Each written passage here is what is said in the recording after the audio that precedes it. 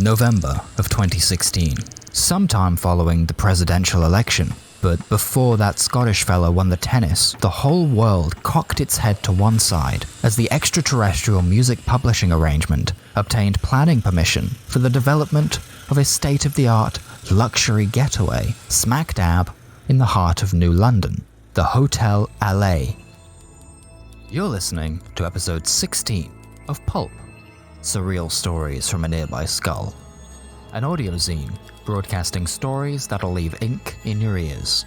The following tale is intended for mature audiences only.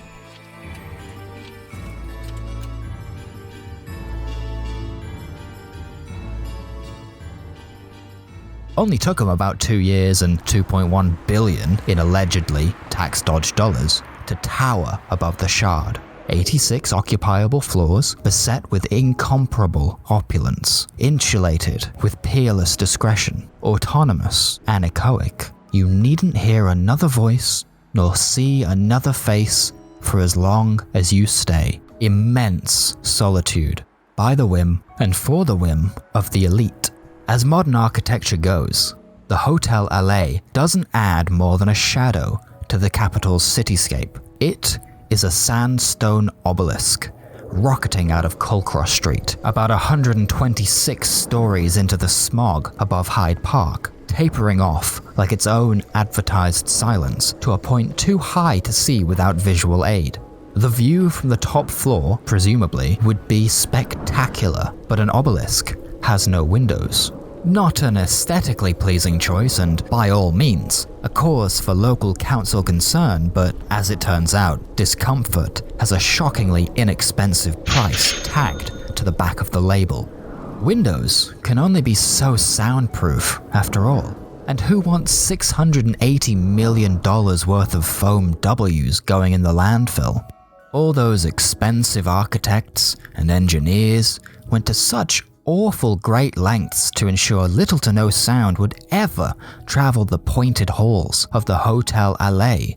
For starters, the outer shell of the structure consists of 6 onion-skin coats of concrete, and that's before you get to the internal walls, all of which were built a minimum of 10 inches thick. As though one is a resident of God's own cloud-ridden paradise, all guest rooms are sat on spring-loaded foundations that can be felt even through the Persian carpets. Each entrance and every exit is self-closing and hermetically sealed, though they'll cast themselves open in the rare and uncharacteristic event of a fire. Air is drawn in from ports as high as 280 meters up, filtered and conditioned and piped throughout at a constant 20 degrees Celsius. Vents, sprinklers, and other necessary extremities were concealed amongst the alternating peaks of foam black and sponge gold. These Art Deco W's embossed as much of the concrete expanse as possible. The narrow reception, the one-way system-ruled single-file corridors. All amongst them, like the ceiling-hung synthetic sunlight alarm clocks and the wrist-worn room keys, had been designed from the bottom up to disturb the quiet only as much as the turn of a page might disturb a library. January of 2019. A nation fully agorp queues up around Grosvenor Square all the way down to Buckingham Palace to catch a glimpse of the Hotel Allais opening its doors to a very select celebrity clientele. It began staffed like the Queen's Gaff. The EMPA had projected they'd achieve autonomy by 2021, and until then, employees would haunt and hover until required. To reach this milestone would require the enforcing of rules. No punches were to be pulled by the hotel's security team, no second chances, and no refunds or returns. Princess Evelyn of Kendal, for example, was loosed into the London dusk of that year's May without so much as a sorry for the inconvenience following a disagreement on the stone staircase that had her raise her voice just once. Irene Fitzgerald, Employee of the Month 2 months in a row now, had handled that one herself, and it sure did bring the abolitionist in her some great joy. Irene had been on the staff roll since before it opened for the first time, but evicting a royal heiress cemented her a salaried position. Before signing on, she'd been a pub bouncer. She'd gotten used to that way of being, the shit-talking, the crossing your arms and being in the way, and the occasional punch-up. This was that, for at least the first 5 months. But when word got around that not even the royal family was safe from scrutiny, the 10-ton hospitality force became redundant and was cut down by half and then half again. $65,000 a night, and one's entire reputation was a price deemed too high by Hollywood and the hype. What remained was 12 Michelin-starred chefs and 20 tongueless butlers and 6 baton-wielding camera loafs to work the security detail. Irene, in rank alone, managed the team. Her promotion ensured that she could continue putting pre-packaged spaghetti carbonaras in the microwave, and for that she was thankful. But she'd be the first to tell you that the work lost its luster not long after the cull.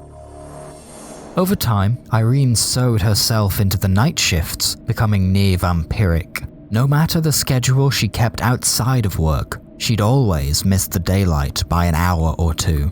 A better paycheck came out with the moon, as did the higher likelihood of drama. Christmas, she thought, would tug a ladder into these stitches and face her up to tougher challenges, a mouthy rock icon or a tight-fisted Tory MP. As December flooded the borough with German markets and office romances, nothing came to call her. She'd scan the cameras and not a peep. She'd do her rounds for nout. She'd bide her time, but for months at this point, her pager had remained unpaged. Her incident book remained empty. She'd taught herself to sketch. She'd caught up on all the soaps via online synopses, and she'd memorized the bibliography, discography, or filmography of pretty much every moronic figurehead that had stayed in the pointless penthouse suite. On Christmas Eve, Irene picked up the swing shift, 15:30 to 2 a.m, as all the other staffers had fled home for the holiday and she was London born and bred. It began with overcast skies, as Irene had expected, and the day sought to maintain a sort of Scotch mist of bad vibes and negative affirmations. Barren hours. Feet up on the CCTV console, a 1/100 scale model of the Eiffel Tower made out of cigarette stubs, and the occasional nod from her cohort Eddie, who'd check in once an hour to make sure she'd not yet gone mad. He liked to do the rounds, Eddie, even though they were supposed to switch once an hour. He liked to clomp around the perimeter in his big leather boots, basically bent at a 90-degree angle due to age, and a related refusal to wear a back brace. He wasn't much for conversation, Eddie, and what he did want to say, he had to say through a 30-year-old electrolarynx that tripped up every time he used a vowel. Irene was sketching ousted US President Philbert McGuinty when Eddie decided enough was enough. He was tired and needed to sit for an hour or two, and she was more than happy to concede her half-reclined position to his gnarled, arthritic posture. She'd caught the ex-POTUS mid-Super King. He'd walked himself unguarded halfway down the concrete steps. He lit a second when he stopped, before even reaching the filter of the first, foretelling only the briefest glimpse of a focal point. Still, the dense walls of the Hotel Allais appeared to dilate time in the same way it made sound stretch thin from the lips. If she paused and ignored Eddie for a moment, she had ample time to position the security camera and take down his left-hand profile onto lined paper. While not a fantastic artist, Irene was already miles better than when she'd started. And when was that? June? Now she'd gotten hands down, despite the fact that everybody on Spitter said it was really difficult. She could do decent detailing, like body hair and fabric prints. Shit at faces though. Shit at faces and shit at horses too. Eddie lurked behind her as she sketched for 2 minutes straight.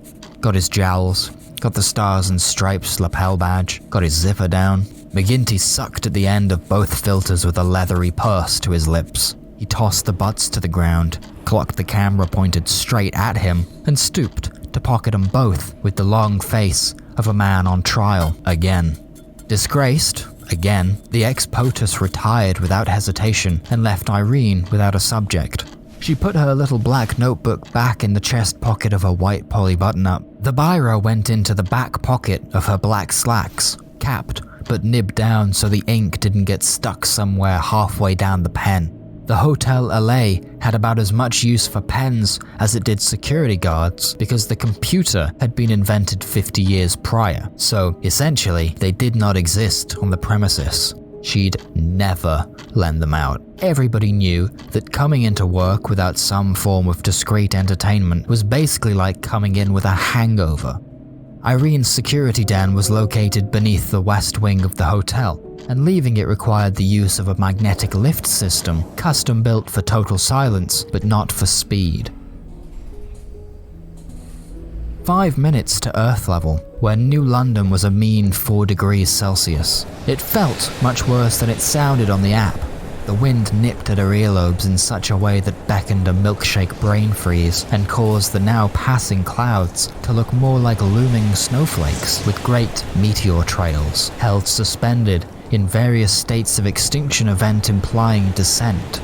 It didn't look as though they'd fall any time today, so the loner made haste on her rounds. As always, they were to be as uneventful as any other part of her job. At least out here, sound was unabashed. From the park came cries of Christmas revelry, and from the opposite side of the street came the muffled tune of Sweet Caroline careering out of a pub. Neil Diamond swam a circuit around her inner ear as she waltzed her way around the perimeter, with an eye out for loiterers, of which there were none, litterers, ditto, and lecturers, as before.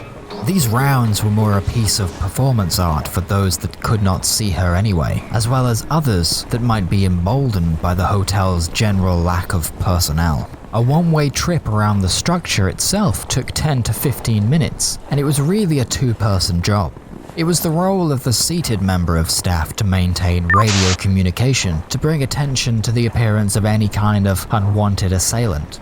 Irene's part of the process was to follow the frosted glass fence around to the south side of the building, where the foundations brushed against the trees of Hyde Park, all the way along to the east wing, where an identical, opposing elevator led to the basement laundry depot, which stood static and unused after sundown. She would continue in that clockwise manner for the duration of 2 more circuits, breaking formation only to track down and up the red-carpeted, mile-long stone staircase in order to keep her calves from atrophying from underuse. There were 15 minutes left till midnight when Irene felt a hankering in her lungs. Staff members were not permitted to take cigarette breaks when there was a chance a civilian might see them, so to the opposite elevator she went, quick as a spark. She would, at the very least, do nothing by choice as Christmas Day rolled into the frame. At this time of night, the laundry room was a kind of liminal space. It was, in the light of day, the only indoor respite from the agonizing ambience, but at peace, the silence here was aggressive and intemperate. It swallowed everything, from her footsteps to the ticking of the hotel's only wall-mounted clock face. It seemed to encompass even the brightness of the LED ceiling lamps, dimming the utilities with each passing second. Irene lit her cigarette and took a seat atop one of the ID card-operated washing machines and just watched time talk by as if it were the exciting dawn of a new year. 5 minutes to 4, 4 minutes to 3. Irene stubbed out her cigarette and, like the president before her, lit a second without guilt. 2 minutes. 1 minute. Flash. At the immediate strike of midnight, she saw the outline of a man stood beneath the clock, awash in an overwhelming luminescence. He vanished, along with the light, before Irene could even shield her unadjusted eyes from it.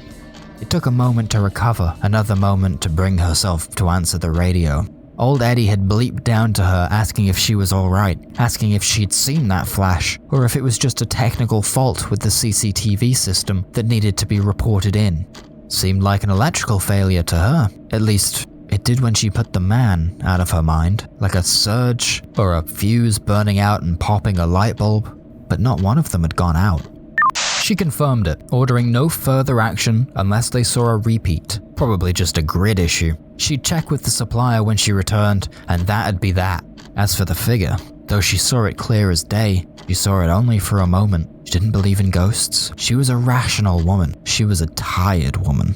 Irene repeated this to herself as if it might help. Probably just the quiet playing tricks on her. They said that, when they first built anechoic chambers for product testing at universities and the like, said that they were so quiet you could hear your blood coursing through your veins, your lungs inflating, the gears in your brain whirring at top speed to make sense of the total lack of any noise other than that which you had become. You'd go mad, they said, within the hour. Perhaps, thought Irene, that was why the Hotel Allais opted for automation where it could get away with it. Christmas came and Irene worked through it, as she did through the birth of 2020 and all the trouble that came with that.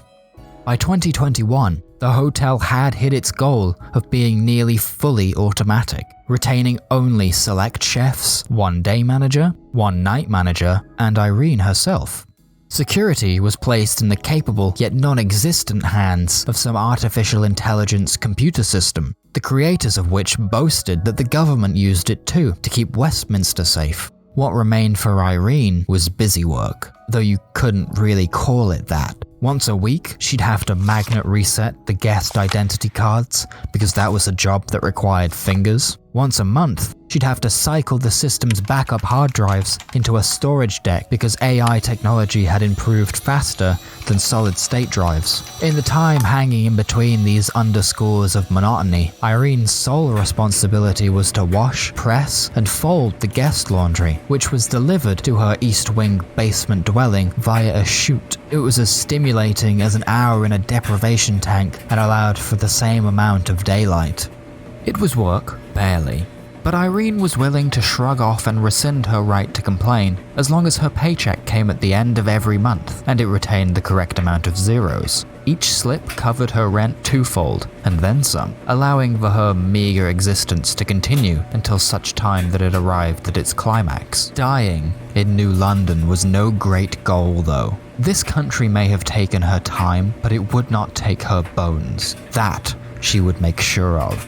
Preferably, by the end of the decade, she would have stashed enough away to move herself to Australia, open border pending.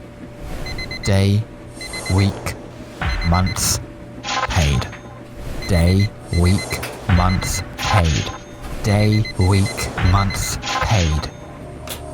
Till 2022, when a second location sprouted in New York, a city in desperate need of a little quiet.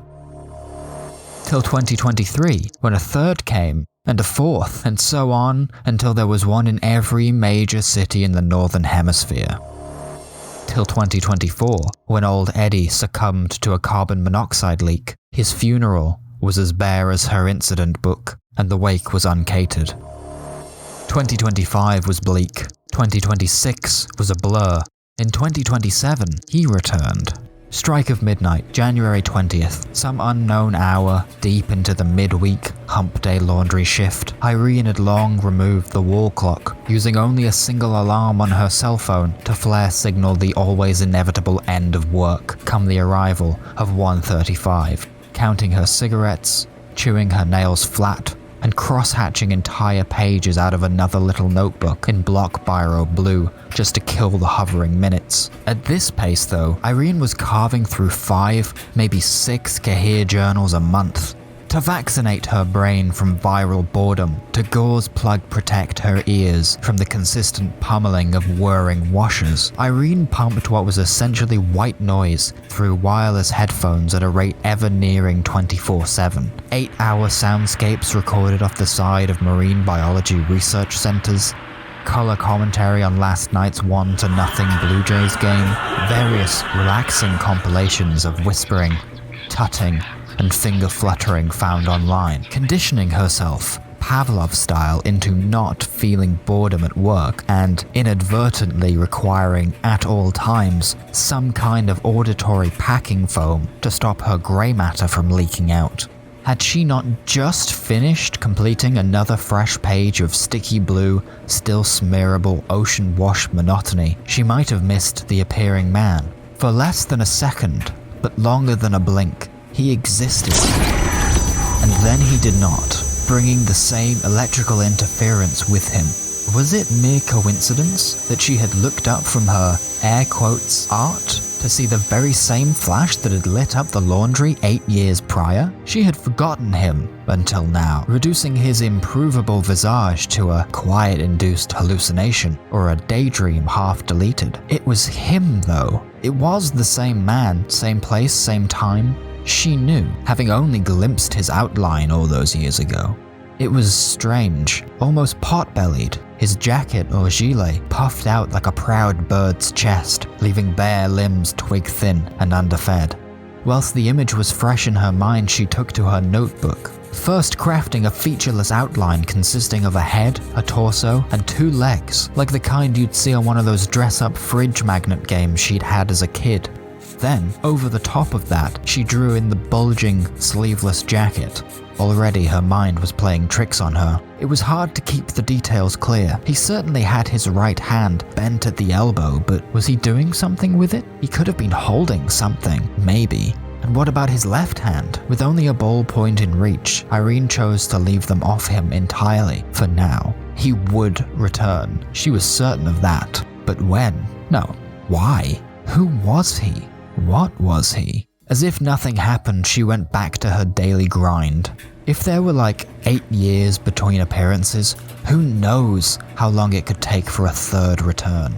In preparation, that notebook became his notebook. It was bulldog clipped closed and sellotaped to the back of a drying unit so that she would never be without it. Her stashed keepsake covered her whilst she was at work, but Irene only came in 5 times a week at most, and there were no additional shifts available to her. On paper and in board meetings, Irene was but a leak in the cash funnel, just a mortal gape in what was essentially an assembly line at this point. She didn't even have relief. On Sundays and Mondays, the laundry was just left untended and piling up for her Tuesday return.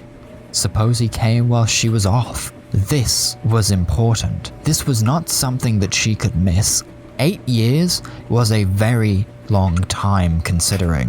What if, perhaps, he had come once before without her knowledge? So, in case this appearing man chose to show up on one of these uninhabited days, in case he returned earlier than expected, Irene sprinkled the off-white specked blue and red brand name detergent powder at where his feet would land on the concrete below, presuming of course that he was not some kind of ghost.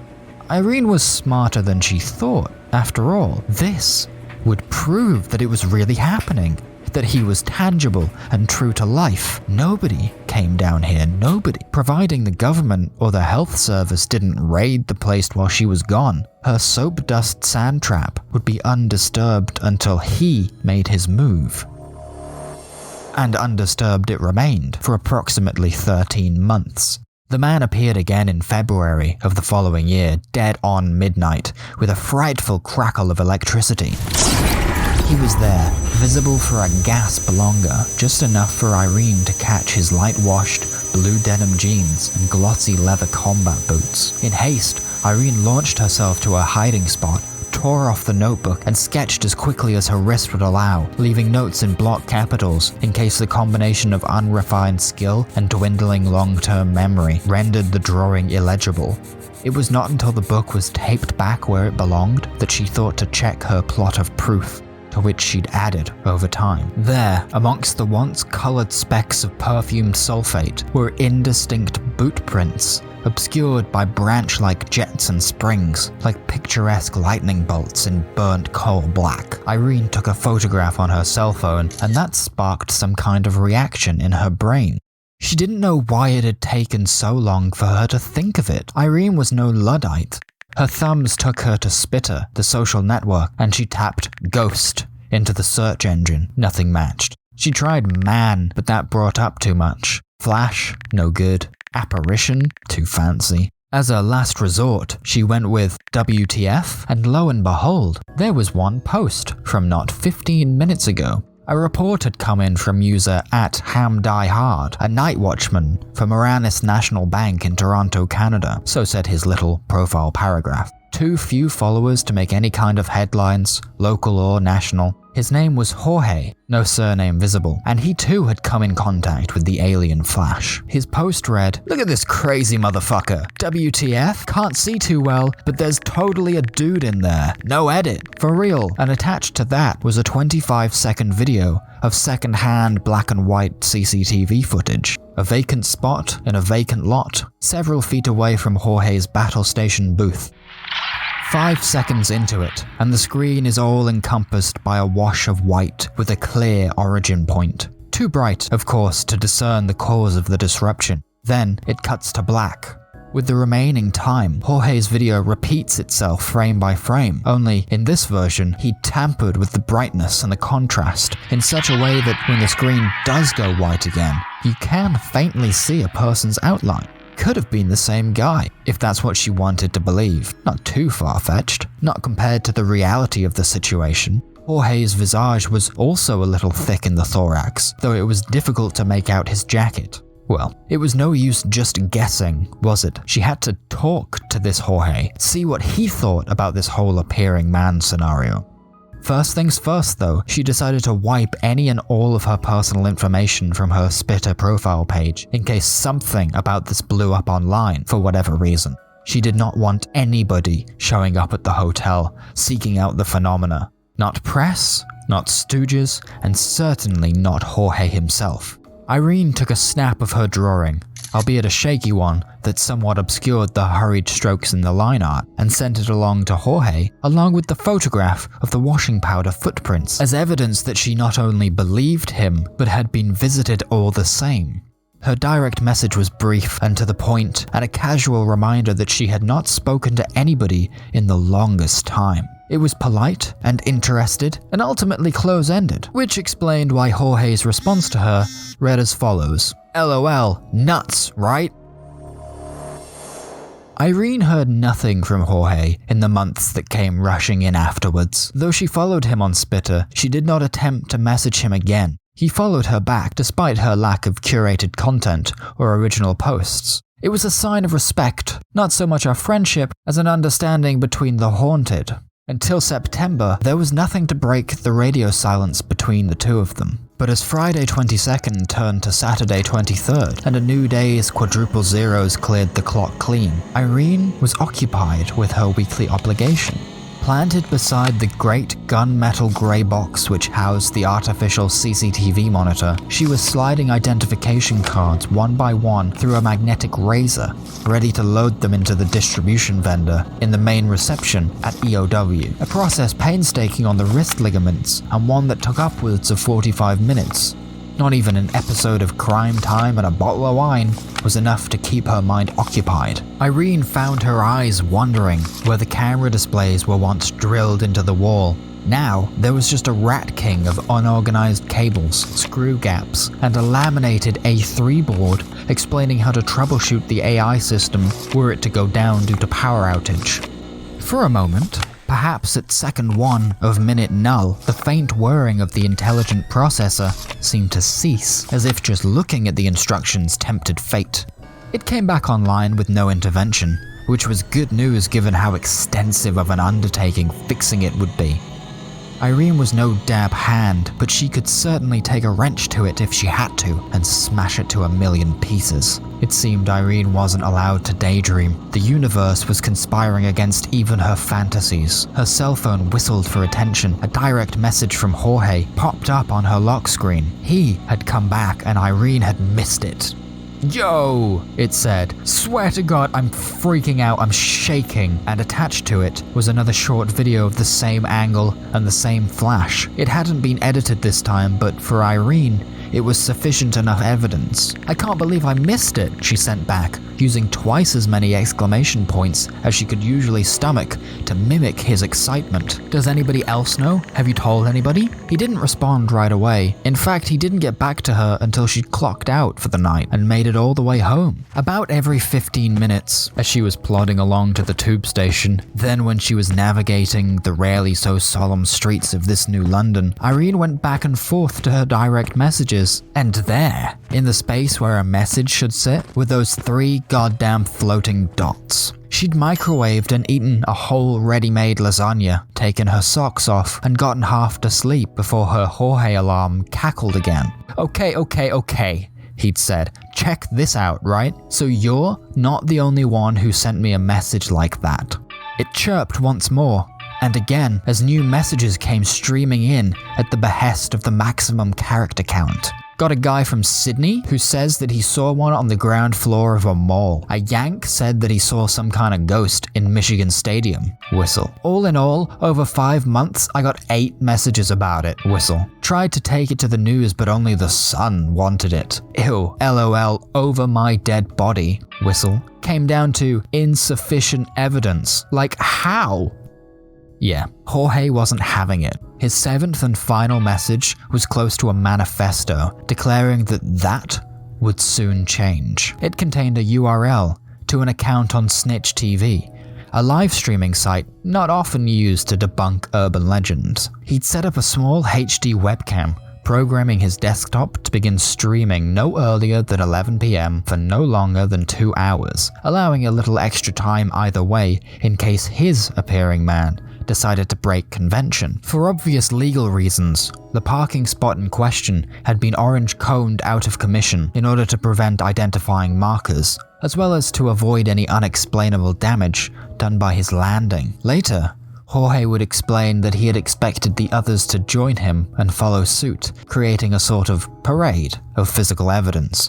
But either due to a lack of technical understanding or just simple disinterest, it was Jorge who became the sole proprietor of the so-called Appearing Man mystery stream. His broadcast was, of course, wildly uninteresting given that he had not set up any kind of microphone, but Irene, at least, would check in twice a week whenever she was not at work to keep watch of her own spot. She wasn't alone, either. Each day there were an additional 8 or 9 contextless viewers who were flooding the chat with alternate reality game conspiracies and abject disappointment. Before the conclusion of the 2028th year of the current era, Irene's shift pattern went down by another day, signaling the continuing degradation of her usefulness and the impending end of her career as one of the last living, breathing staff members at the Hotel Allais. It didn't much matter to her, not by then. All Irene could bring herself to care about now was the appearing man and his army of appearing friends. Now, because she knew well enough if/when she'd missed an apparition, Irene was able to count the days between his visits. 144 days passed before he would show himself to her again, making February 14th, 2029 her next date with destiny. A Wednesday return from her now 3-day weekend, a day with which there was little to do besides to work her way through the piled build-up of white sheets, pillowcases, and wet towels. At work, Irene had taken to checking the time again, a habit that she'd once freed herself from, though now it was in excitement, in anticipation for midnight. In the 5-minute buffer, as the deep night started to shallow to early morning, no work was done. Irene plonked herself down atop the best positioned drying unit and stared into the empty space till it was temporarily filled. And there he was, the anti-Mirage, whose time on her plane now extended to just under 2 seconds, barely long enough for her to flash a smile at him, to welcome what seemed to be an inevitable, eventual arrival. Irene wanted to take him all in. She wanted to check his hands, to pick up on all the details she'd missed since her first sighting, but she had only the chance to seek out his eyes, and even that took up a second from their time. Once their meeting had elapsed again, Irene snatched her notebook from behind the dryer and began sketching his head. Despite her best preemptive placement, she hadn't burned much of his face into her memory. He had a scraggly beard that hid his throat from view, and a bulbous nose pocked with acne scars. What distracted Irene's blurred gaze most of all, however, what took her eyes off his, was the helmet he was wearing. It covered his head from the forehead to the nape, with cutouts for his ears, and was painted in a black that absorbed a lot of the light around him. Velcro patches lined the rim, all of which were empty, and it was clipped to him around the chin, parting the aforementioned beard. Smack dab in the middle, screwed into the front where you'd often see a small camera on, say, a cyclist's helmet, was some kind of black metal box. No lens, just a set of forked antennas, alien-esque, which conducted a little of the electrical sparking that he brought with him each time.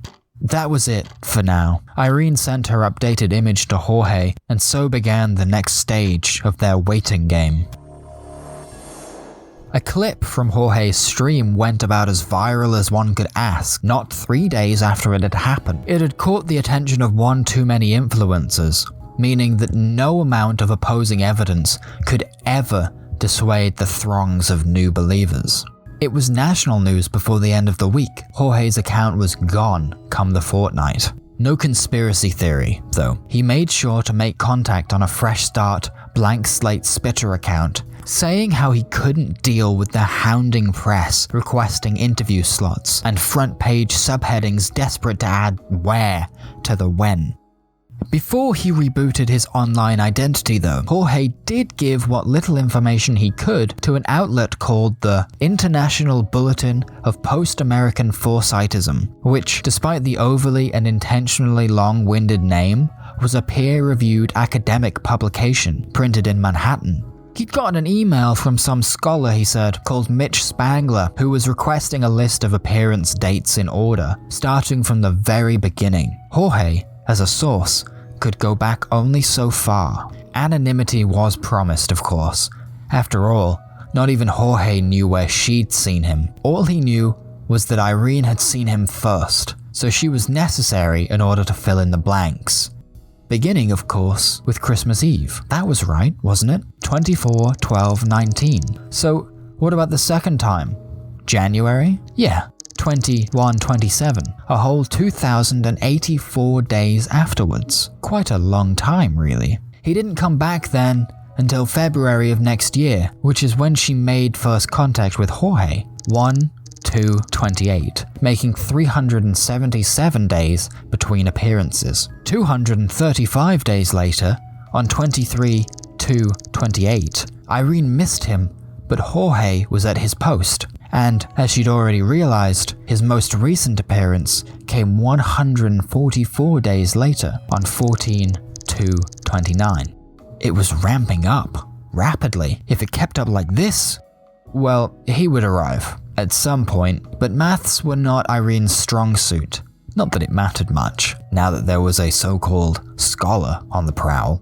89 days would pass between Valentine's Day and the appearing man's next advent, 14/5/29, landing squarely on a Monday, which unfortunately meant that Irene was not around to spot him herself, nor could she make any further edits to her drawing.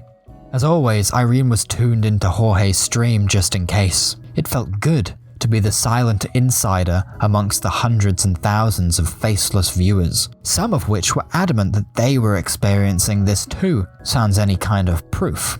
His audience was a sliding scale, doubling by the day and then tripling right after the event itself as friends of friends and online mutuals sought to see the exact evidence clipped for convenience on demand.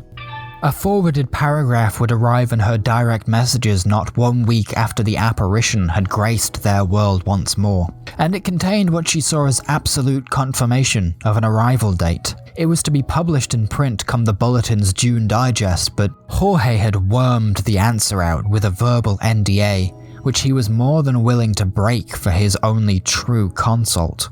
It was dense. Dr. Spangler had a lot to say on the subject, though he prefaced it with the belief that it was conjecture and nothing concrete. Still, he believed that if it was not on the money, he was certainly close to the truth of the situation. Irene read it and reread it and had to Google a couple of things in order to understand it, but in essence, Dr. Spangler believed that these travelers, as he called them, were bound to something called a Fibonacci set, but in reverse. Traditionally, the sequence would run as 0, 1, 1, 2, 3, 5, 8, and so on and so forth, with the following number found by adding the two which preceded it. Before confirmation, Dr. Spangler had presumed this would be the case based on the numbers sent in by Irene and Jorge, though he couldn't confirm it until the appearing man revealed himself once more because there was a date missing from the dataset. As it was now, without interruption, the sequence of events would run in days as follows: 1597, Christmas Eve, 24/12/19, or the first visit, followed by 987, 8/5/24, or the missed visit, and then 610, 377, 235, 144, 89, 55, 34, 21, 13, 8, 5, 3, 2, 1, and then 1 again. Consequently, Dr. Spangler's theorem would predict that the appearing man and his appearing clan would appear again on 8/7/29, blink 8 more times, and then officially arrive, so to speak, on 4/10/29. It would happen this year, but what would happen was still very much up in the air, as was their origin point. Dr. Spangler likely had an idea, at least of what he thought about the whole thing, but he refused to share it with the group, nor did he want to expand upon his use of the demonym Traveler, though it sparked only one possibility within the fiction-riddled minds of Irene and Jorge. Dr. Spangler took the guesswork out of the equation. Not that that stopped Jorge's streaming pattern. It was the mystery that kept the audience engaged, he said, and so he kept airing every night. Same time, same channel. In the meantime, it was organized between the two of them that the good doctor would drive himself up from Manhattan to Toronto in order to witness the phenomenon firsthand. It happened on the 8th, as predicted, which was a Sunday. Irene was off from work, watching the stream from home amongst a virtual audience of 10,000. It flicked on at 11 p.m, as usual. There was a key difference, though. Dr. Spangler had been mic'd up for the occasion, offering an introductory address to the vast sea of interested parties. Without giving up the location, he stated exactly who he was and what he expected, and that nothing was being falsified. He did not believe it to be sufficient evidence to convince all those who watched, but he also did not care. Those who do not believe, he told them, would simply be missing out on a pivotal point in the history of humankind. At midnight, on the dot, came the flash of the man. It didn't feel as much of a spectacle anymore. It was expected, routine. It was a notification of what was to come in the near future. After all was said and done, Dr. Spangler took the stage again. He wasted no time whatsoever. I believe, he said to them. He said to Irene, I believe this to be evidence of travelers from a distant future attempting to establish themselves in our past. It was no surprise that the chat went absolutely wild, with laughing faces, auto-censored cursing, and claims that the writing could do with some work. For what purpose? He said. I do not know. I could not know, despite my many hours, days even, speculating. We will not be left in the dark for much longer. On Thursday, the 4th of this coming October, we will know the truth. Until that day comes, and these travelers bring their message, I will dedicate myself to unraveling their mystery, and I hope to God that you will too. Thank you, and good night. Dr. Spangler's account of the appearing man picked up traction in the papers quicker than Quillian Quarterman when he was designated Queen Killer and put to public execution in 2018. By the next printing run, there wasn't a single outlet that hadn't changed its front page headline to some half-conceived eye-catcher. The Guardian had gone for "Back from the Future." The Mirror went with "Tomorrow, Soon." And with no shame, The Sun had printed "Fuck off, we're full." By mid-afternoon, so-called travelers' destinations were sold out of tickets to the impending arrivals. There was at least 2 in every major city in England. Most of them were below ground, in banks and monuments, hotels and skyscrapers, and places of default importance, perhaps to ensure that at least one of their arrivals was documented. According to Jorge, the situation was much the same in Canada, and there were even more in the US's much larger, near-overpopulated megacities. For preservation purposes, at the request of Dr. Spangler, Jorge's car park destination would remain a closely guarded secret, so as to avoid any overcrowding on the big day. It was too important an event, so said the good doctor. Irene had no trouble refusing to collapse into a black hole of greed, keeping her own private destination a sanctuary for herself and her appearing man. Knowing well now that he would soon come to her, there was little she could do to occupy herself with other than completing her drawing of him. Perhaps, she thought for but a fleeting moment, she would present the doodle to him on the day of his arrival, or, more likely, she would hide it away in embarrassment. Scheduled for the end of the month was the release of Dr. Spangler's article, which was well received by those that had subscribed to the International Bulletin of Post-American Foresightism. All 9 of its readers gave rave reviews, though Irene herself never got around to actually ordering a copy of it. On Saturday, August 11th, Irene, prepared for midnight, awaited the arrival stood across the room from where he would show himself, far, far away from the crackling sparks and whipping beams of light that came along with him. Notebook in hand, ready and in wait, Irene was able to capture what appeared to be quite a dour expression on his face in the few moments that she could see him. One could only imagine how difficult traveling backwards in time like that might be, or what strain it might put on the human body. On Saturday, September 1st, Irene sought to finish off the largest, most important missing detail in her sketch, his right arm, bent at the elbow. What exactly was he holding? This time she came closer, less afraid of the damage he might cause her, for if he could put himself through such torture, then this was the least she could do. It surprised her then that the accompanying light storm harmed her none. If anything, it seemed as though the electricity dodged out of her way as he flashed into reality mere feet from her face. Irene crouched to his left, positioned perfectly to draw the side-on view of what appeared to be an old cell phone, the candy bar kind you'd get in the early 2000s, grey, with silver numbers. His thumb pressed into one of the buttons, and then he was gone again. On Friday, September 14th, Irene did not have her notebook, as the drawing was finally complete. It was no longer taped to the back of a machine, it was safely pinned to a corkboard beside her bedside table. She'd trained herself to keep one on her at all times, so a new, empty notebook took its place in her breast pocket, though she seemed more content to stare into space these passing days. As midnight approached like it always did, Irene put herself in position, no longer afraid. She waited just shy of 10 inches from his face.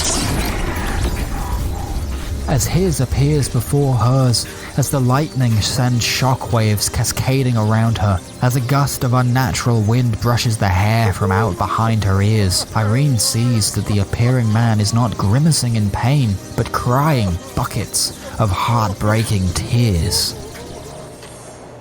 On Saturday, September 22nd, a message was concocted, a 2-page welcome banner, each no larger than a pocket. In an effort to ensure his blurred gaze would catch the message, Irene held it out in front of her from 11:45 until he showed his wet, sobbing face again. In block capitals it said, "We're excited to meet you," signed with a smiley face. On Thursday, September 27th, her shift was cut short, and Irene returned home before she was able to see him again. She did not tune into Jorge's stream. She simply went to bed.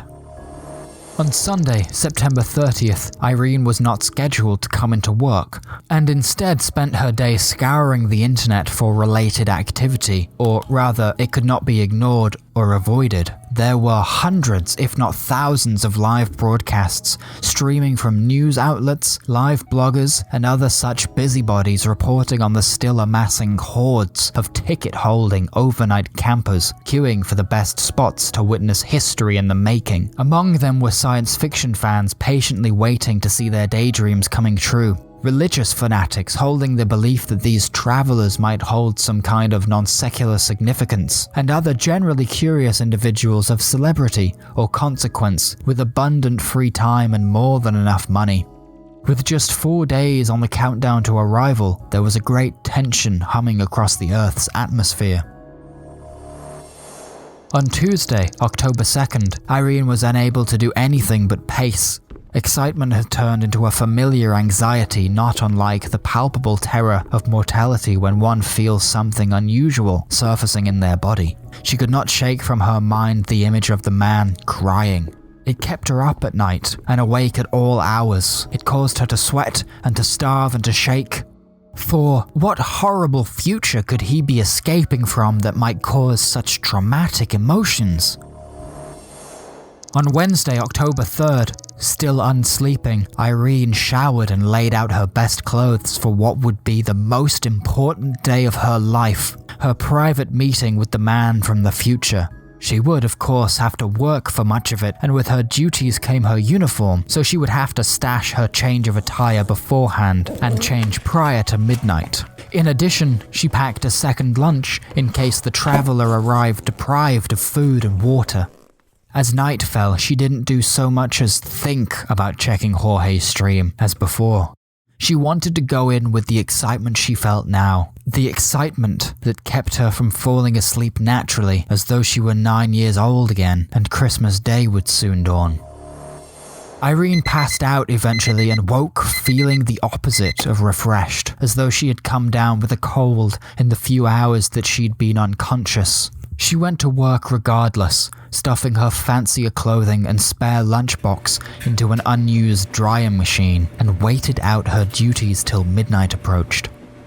This was it. If Dr. Spangler was correct, and she was almost certain that he was, then he would finally arrive. Just thinking about it made her sweat so much that hives ballooned up all across her skin, and she was chewing her nails down to nubs. She wondered what she would say to him, practicing key phrases over and over like, "Hi, welcome home," and are you hungry?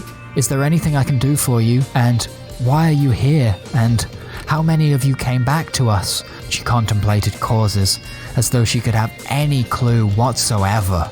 Climate change was the first that sprung to mind because alien invasion felt a little too far out of bounds. That said, she supposed anything was possible. She changed her clothes and placed the lunchbox within an arm's reach. There was little reason to be so close to him this time, but Irene could not help herself. At 5 to 12, she lit herself a cigarette and stared into the currently empty space where she had seen him first all those years ago. A thought occurred that it might perhaps be rude, but on the other hand, what better relief than a cigarette after a long journey? She had plenty to spare him.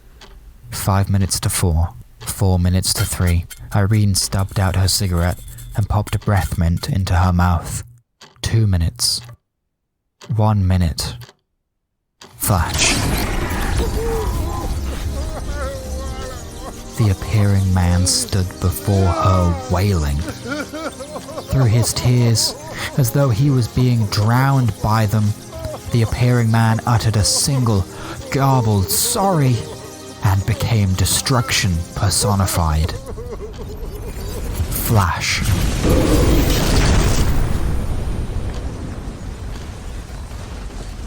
Around the world, the appearing men became solid, tangible. In their wake they left rubble. A targeted attack, with no culpable entity to blame. It would take decades for the world to heal, and even longer to know why this had happened in the first place, for there was no one left to ask.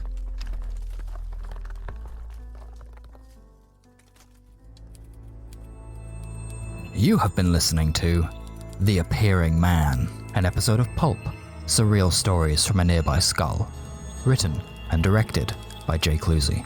This production is copyright 2021 by the Sleepy Bones Detective Agency and is intended for enjoyment purposes only. Any resemblance to actual persons, living or dead, is purely coincidental. If you like this show, you might like chucking me a buck on patreon.com/sbda. Please visit us online at sleepybones.agency. That's sleepybones.agency for more surreal stories.